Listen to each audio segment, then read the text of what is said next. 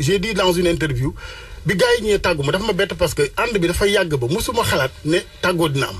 97 2018 c'est pas 2 jours. 21 mais yàlla lu mu jeexal mu jeex yàlla lu mu recommencé wu. yàlla lu mu tuddee am. mais nañ koy rafetal. pour gisewaat bi ëllëg àddina. boolu ceeb la. boo lekkee. defaral ba mu jekk tëj. ca teraanga ndax xiif day dabee. te boo ko jaxatee. doo mën a wàññi ko lekk ca. kooku en toute chose nag man nag yow ak keneen. nan koy rafetal. ca bàyyi jóge fii taxaw fële di xas fa nga jóge. wala ñeneen ca fa nga jóge di la xas ca xamuñu lu tax nga dem. loolu du wax ja ku ne fa nga ne seenu asamaan jarul buuxante. ku ne fa nga nem na nga fa am sa wërsëg. mais nga dóor waar xam ni loolu liggéeyul doo ko fayee ku kese.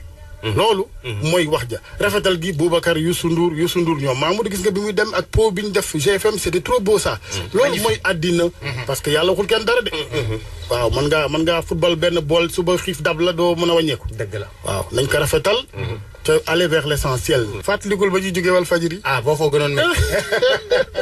lu ne dégg nañ ko ci mbedd mi. dëgg la nit ñi mais il faut les comprendre aussi yëg-yëg la. yëg-yëg ak xam nga ku tàmm yenn voix yi. tàmm Ndoye Bane tàmm Mamadou Mouhamed Ndiaye ci revue de presse bi. loolu il faut ngeen sentir yëg mais nit ñi. dañuy perdre de vue. ki ñëw ak li tax mu ñëw. Ndiaye ñëwu fi pour neexal baat de.